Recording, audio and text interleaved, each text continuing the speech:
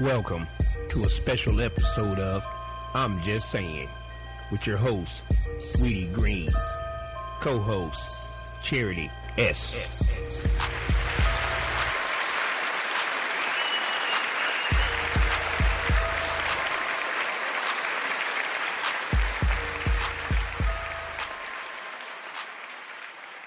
Okay, today's topic is regarding the latest shooting in Texas. And so we have our next caller, and she's going to let us know what she thinks regarding this situation.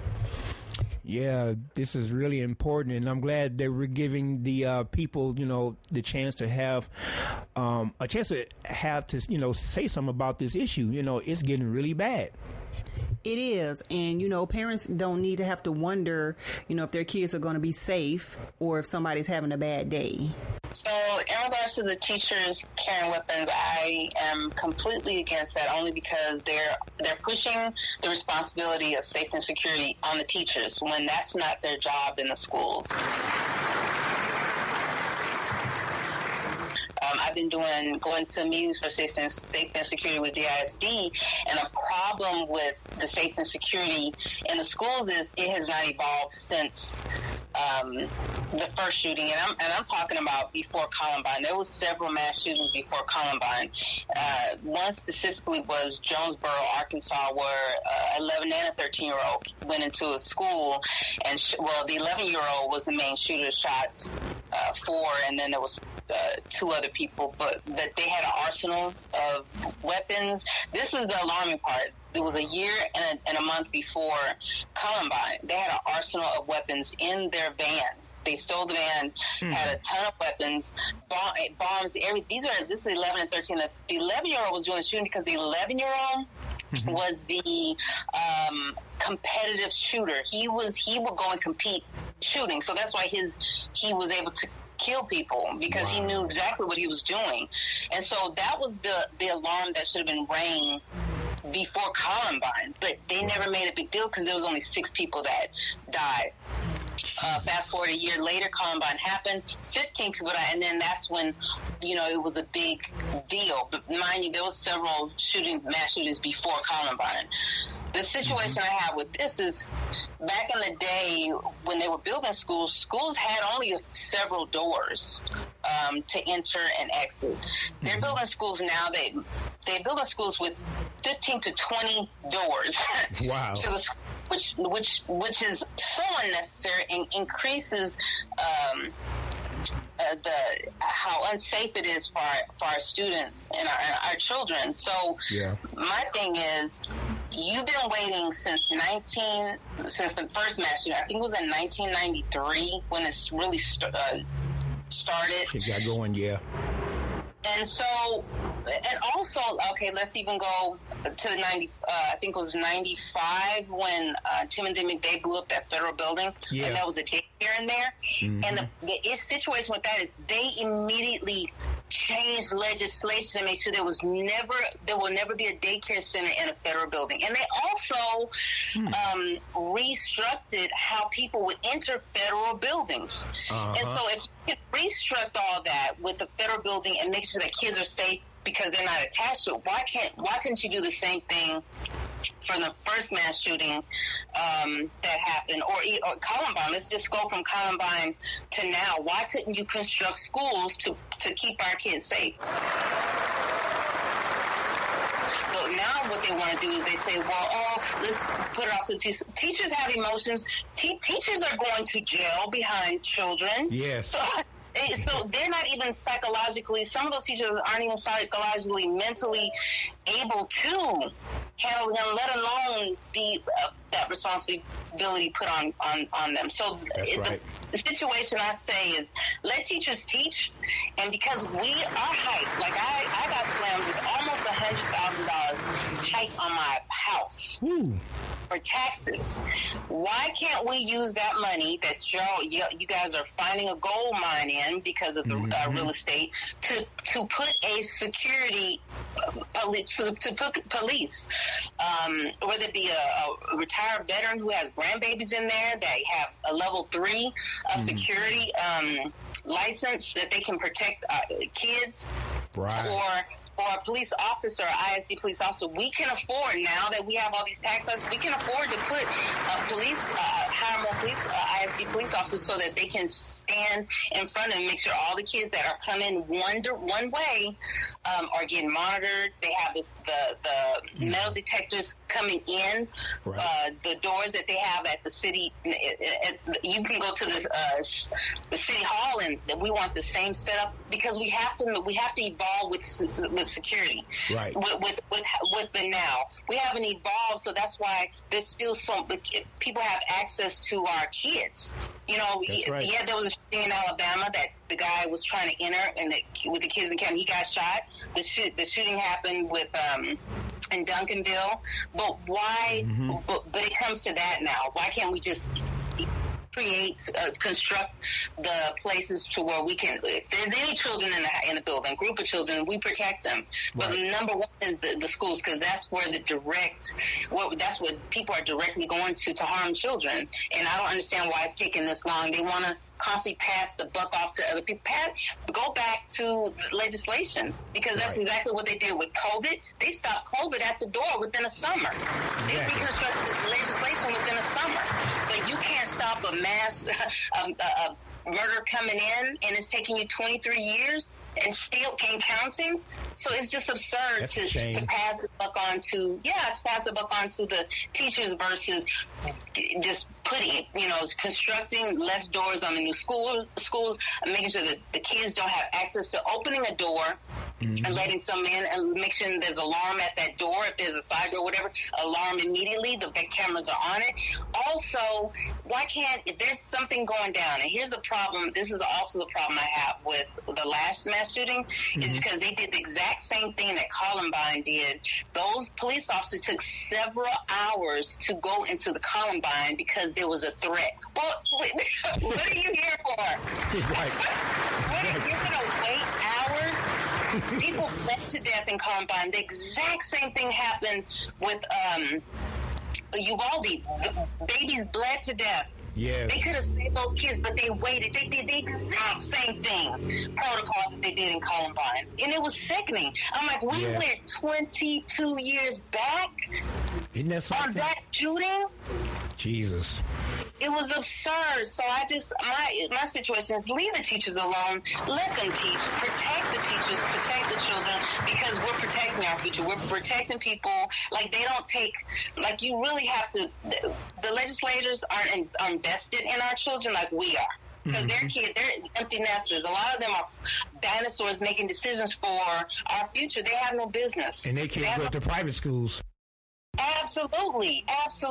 Yes. And the setup is so different. The setup is like you're not getting in there. You can't even get in, right? Yeah, like you got to call at the button out there, then you got to go through procedures, and then you have to have an appointment before you even go in there. Wow. You know, my kids went to private school and everything, so I know.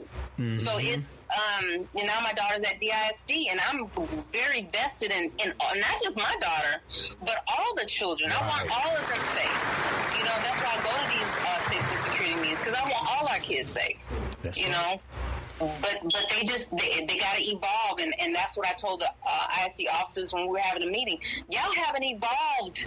The only time that I saw evolvement is when a child is lost. Some of the schools have they have those planes. What do you call those? So they have those little planes that go around and look for a child. Why can't they release one as soon as their situation? Why can't the cops use that more often? New York constantly uses those for safety and security. So we need to have our money, our taxpayer money. You know, with each school, have one of those.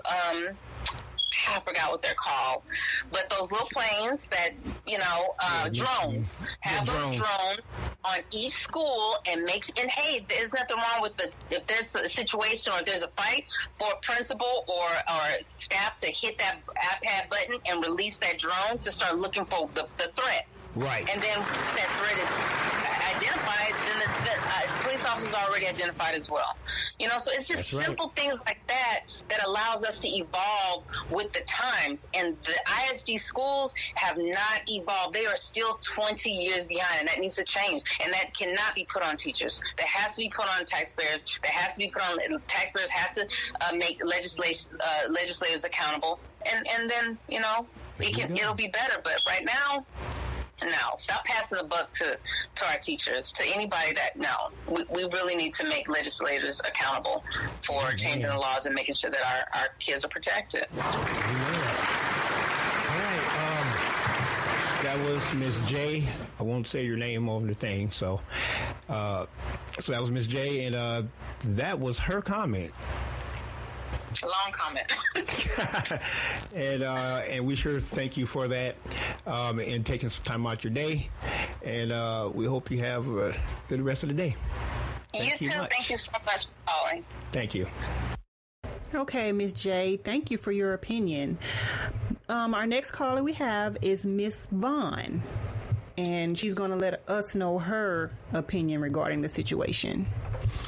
Yes, I really enjoyed that first one. She had a lot of insight on some things and a lot of great ideas. So, yeah, I want to hear what the next caller has to say. Yes, I agree. Those were some good nuggets. Yes. Vaughn up next. And I would like to hear what you have to say about this school shooting. Tell us what's on your mind. All right. About the issue about teachers carrying guns, teachers have more than enough on their plate. They are specifically hired to teach our children, not to guard them. That should be a private entity altogether. I believe that people can be vetted, private citizens can be vetted to protect our schools, especially the elementary, middle schools. Even the police, they have their hands full, with protecting the citizens out there on the streets. You can't expect them to place a policeman in every single school. Taxes are being taken for schools and everything, whatever it costs. First of all, they can redo some of these classrooms. Put a private bathroom in each and every class. Then, therefore, those kids are not having to leave to go to the bathroom constantly all during the day. Mm-hmm. The only time they should leave their classrooms is for maybe recess, because you can't keep them locked up in the building all day, and, of course, to go to lunch. Mm-hmm. But even then, there should be security people outside in those halls carrying. There are certain people, some people can carry a gun comfortably and some can't.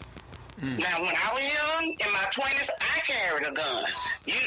Always in my purse. I didn't take it.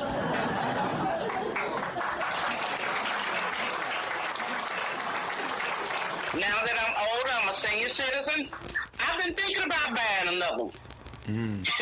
But to be honest, another reason teachers don't need it, because my eyesight is not that great. If I carry a gun, I'm going to use it. But my eyesight is not that great. So if I carry it and I pull it, you better get on out the way. Well, it's going to be fine.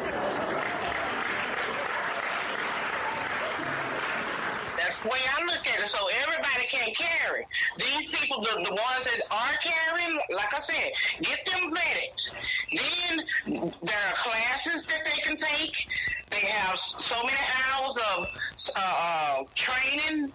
And you got people out there, ex-military people who don't have mental illness at all. You got parents and things who got time on their hands, who will be more than willing to enter some of these schools to protect them.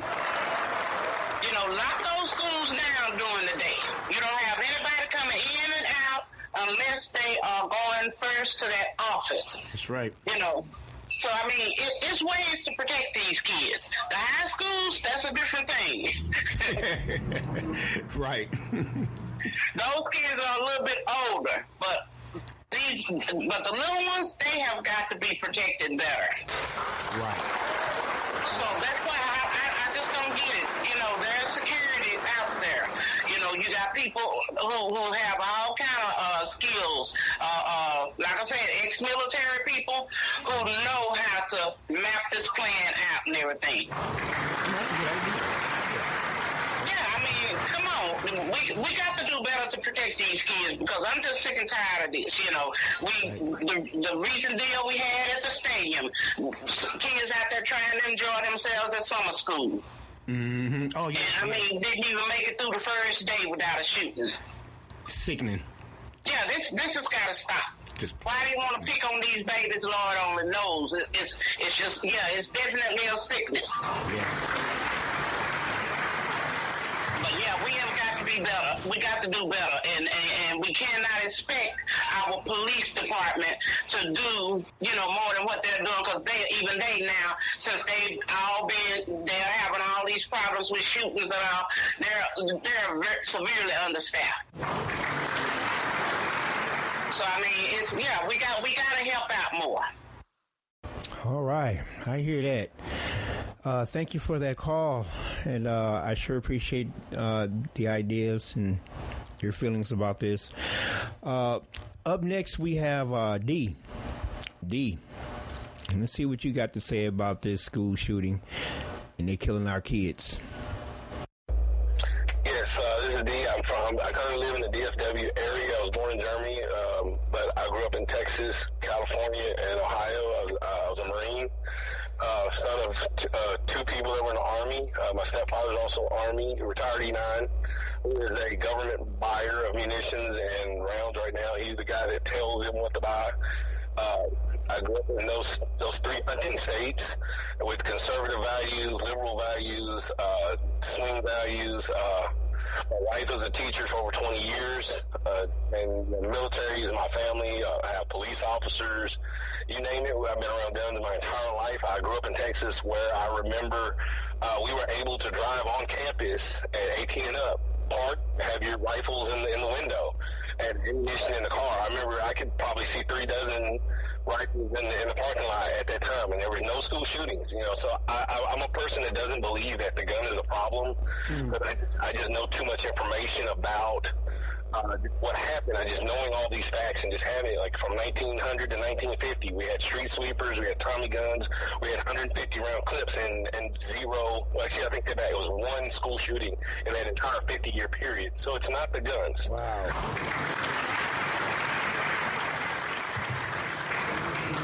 I do believe if you look at this issue, it's kids. The kids are going to schools.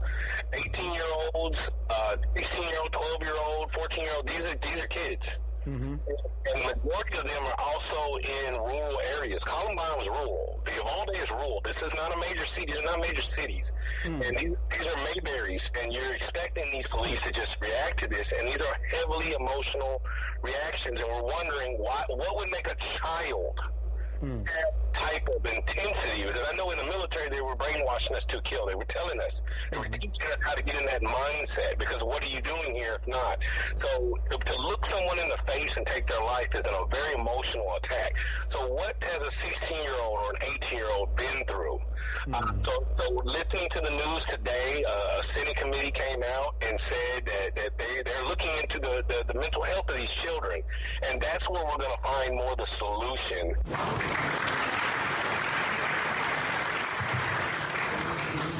And so I don't have a problem with arming teachers or anything, but this is the point. You're not talking about a 1% of society that can do this. You're talking about a 1% of 1%. So the average school might have 150 faculty at the building. So you're only talking to 1 or 2 people even qualify. It's not the person that says, hey, I'll carry. It's the person that'll do the 50-plus hours a year of training. It's the person that can literally do that.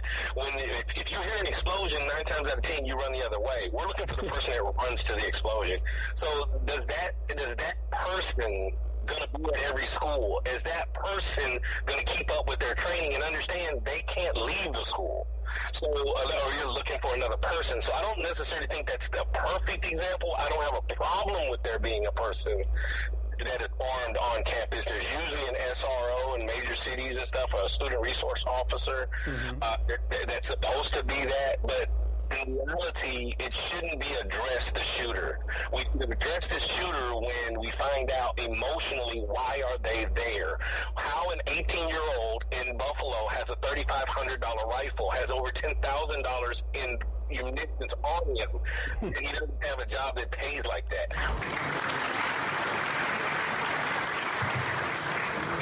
We're going to find out why he has this, but also why he feels like this. So some of these kids, I think, are being brainwashed or even puppeted into these actions because when you say something like Massachusetts just outlawed ARs, why?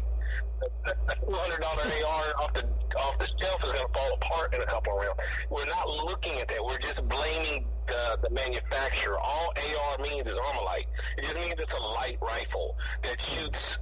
You know, that's all it means. It doesn't mean it's a more destructive rifle. It doesn't mean that it's this, that, or the other. It doesn't come with all those bells and whistles. So a person has to be knowledgeable and not just blame a symptom of the condition, but look at the condition. Why are we progressively becoming more violent? Why do we have all these Karens?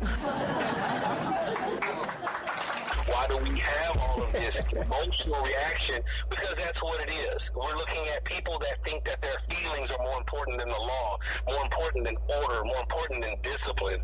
I mean, growing up in some of the cities that I grew up in, I don't know if people from DFW remember the Scarecrow Bandits. My cousin went to school with him. With a couple of those guys, and when you see people that you find out later chose a life of crime, but you remember them when they were talking to their grandmothers and saying yes ma'am and no ma'am. But I knew certified killers that would say yes ma'am and no ma'am to their mothers, but they had a level of respect. The schools were pretty much left off. This kind of stuff is not. These are not thugs. We were not those people. And those people had respect. These are little children that have some type of chip on their shoulder that are somehow being programmed by the way that we're creating society today. Looking back, I told you my wife was a teacher for 2 decades, over 2 decades, college professor. She's AP certified chemistry and physics, so she was an advanced teacher. She taught at a lot of these schools. She taught at a lot of the lower economic, socioeconomic, or the schools that were considered at risk and didn't have these type of issues there at the time because these kids are looking for something to do. When you leave these kids idle, when you get rid of midnight basketball, when you get rid of the things that keep them constructively busy,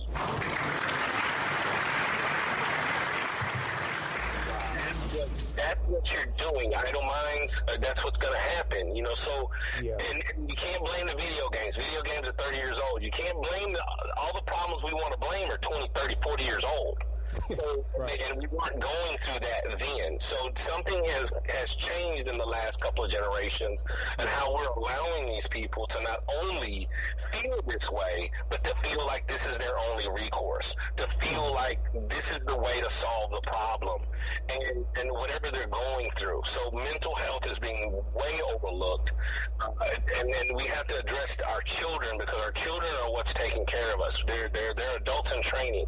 And if we don't train them now, in 10 years, 20 years from now, we're going to have a bigger problem. It's not going to be just children running around anymore. These are going to be functioning adults that are running around, that are doing things that are collectively more dangerous because guns, I hate to tell you, are not the most destructive thing.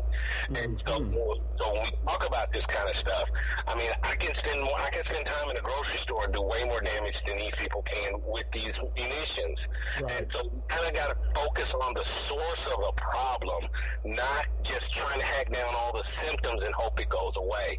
We have to focus on the mental health of all our people, specifically our children, and where are they getting this type of information. If this is them being groomed on the internet, if this is being groomed by their peers. We've caught 2 children in the last couple of years that were recruiting. They were recruiting to get a group of kids to do this. Wow. So we have to figure out why this is going on, why they think this is an option, and it can't be just blaming something. We have to be proactive as parents. We have to be proactive as educators. Educators are hands tied nowadays. You see these videos of these kids fighting and stuff, and the teacher don't even know what to do because if the teacher touch the kids, you want to sue the teacher. But the child is already shown to be a threat to the other kids, legally they can put their hands on a child in that situation. And we're faulting the teachers, we're faulting the law enforcement, we're faulting this. Oh, that's just a kid. Yes, but look how destructive this kid is acting. Exactly. So we have to catch this behavior ahead of time.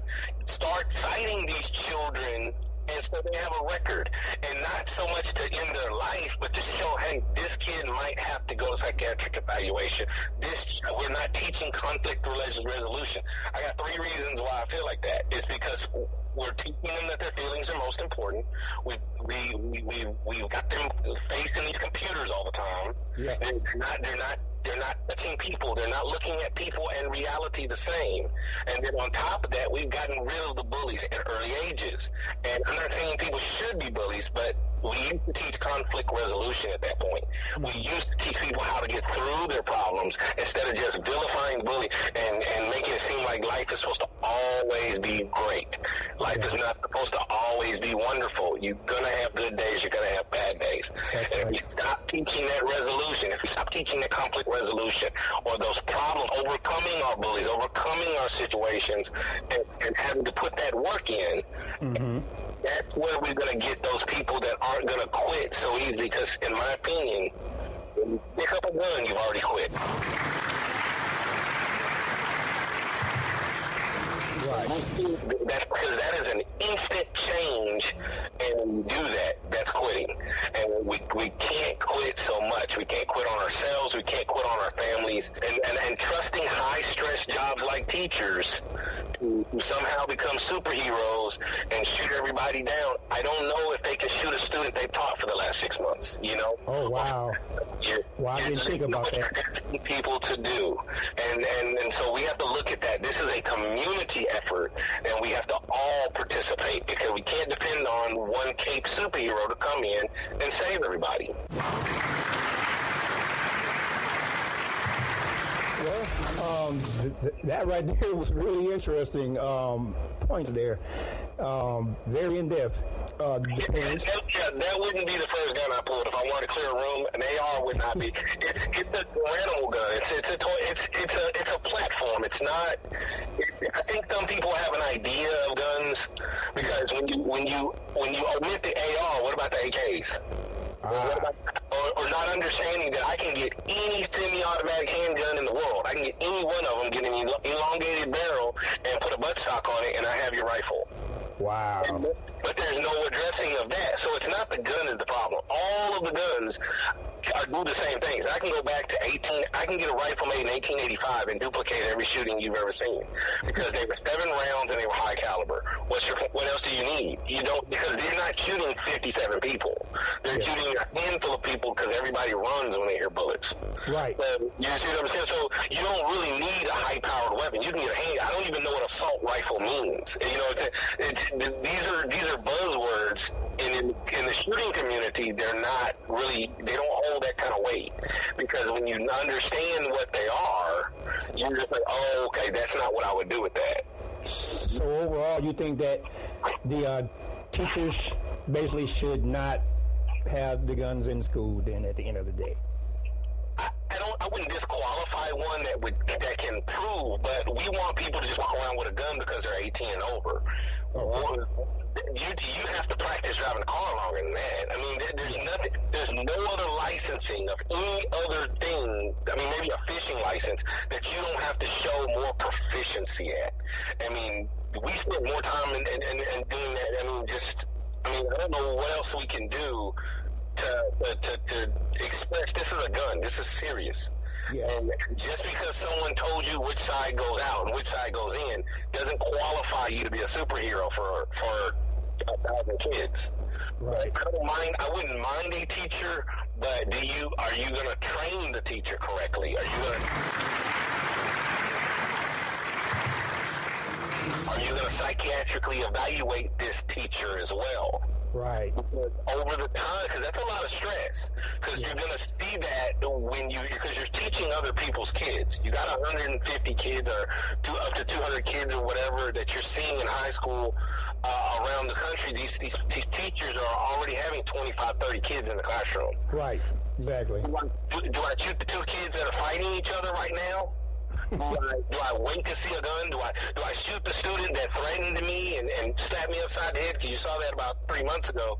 A little girl just slapped the teacher upside the head, took a wig off, everything, started beating her, and ran off. I mean, do I shoot that one? You know, so some of this is going to have to be differentiation. You're going to have a lot. Is this only if there's an active shooter? Yes. Is the gun behind a case? Is the gun on the police on the teacher's hip? Right. Is it going to be the principal only? I mean, so you see what I'm saying? So there's a lot of questions. So just to blanketly say, hey, we're going to have the teachers armed, that's kind of irresponsible. Yeah. Well, I think that me and myself in thinking, and hey, you know, I also thought about that. Maybe what if the teacher, her or himself, figured, well, you know what, I'm just going to shoot up some kids today, and they already had the weapon with them. Right, because we do have teachers that are having physical affairs with students. Yes, yeah. We do have teachers that are using their position of power to manipulate children's behavior already. Right. This is an added skill set that you've just given this teacher. And I mean, to some degree, everything comes with risk because there's police officers that are assault, they're suspects as well. And they're armed and they're whatever, and they can also file police reports. So to some degree, it's always that threat of, but when you're talking about a teacher, the average teacher makes about, $55,000-$60,000 a year? Mm-hmm. Good teachers, like my wife, the reason why she doesn't teach anymore is because it doesn't make any money. She has multiple master's degrees. She's certified in all kind of things, you know. And what I taught her to do on the side, she does half the hours and makes twice the money. So it's like, wow. Well, we're not paying teachers. These are our children. I don't know if people realize that. And these are the future. These are the future. And we're paying people. The trash man, makes no offense to trash man, but they're not responsible for 200 kids. You know, so it's like you're paying them the same thing. I can take a civil service exam and make what a teacher makes. And you expect the teacher to have a master's degree?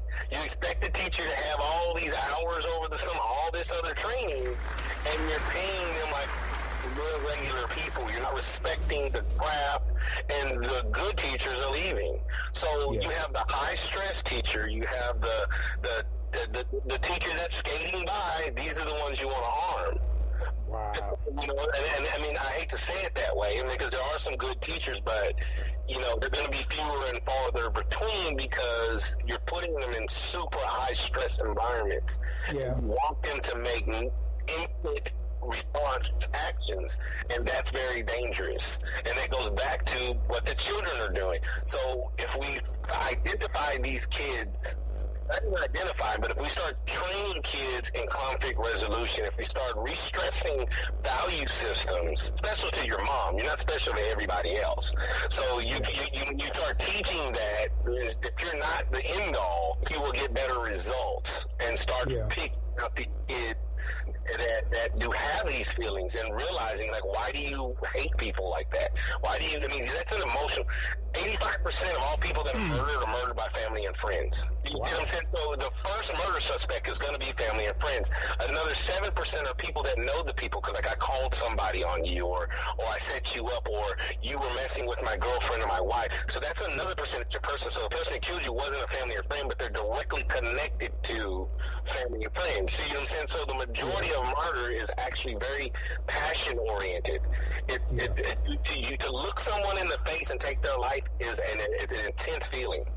And so when you're talking about that, how does a 16-year-old, how does an 18-year-old have that much feeling?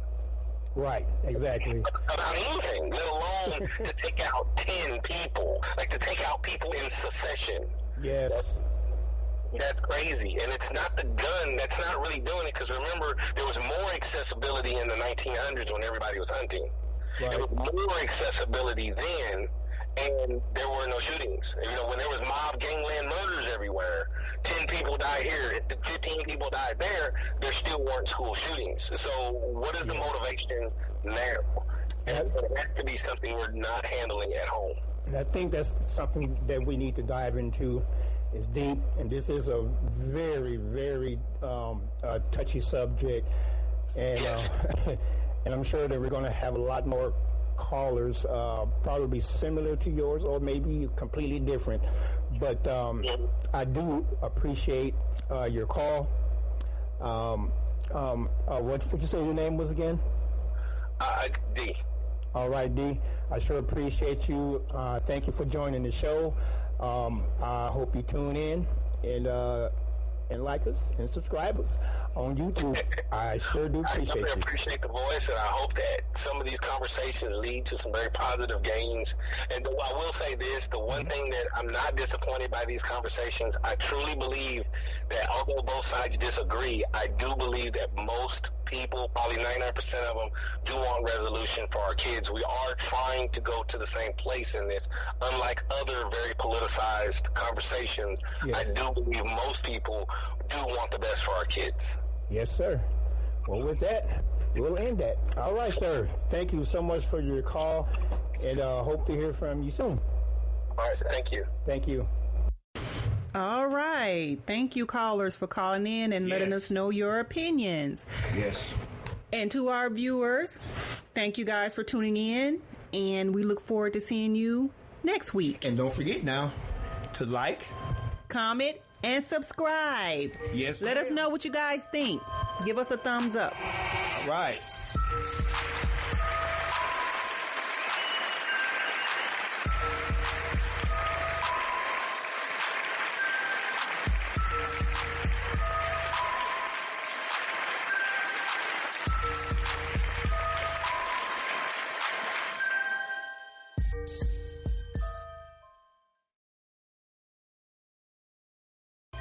Welcome to a special episode of I'm Just Saying with your host, Sweetie Green, co-host, Charity S.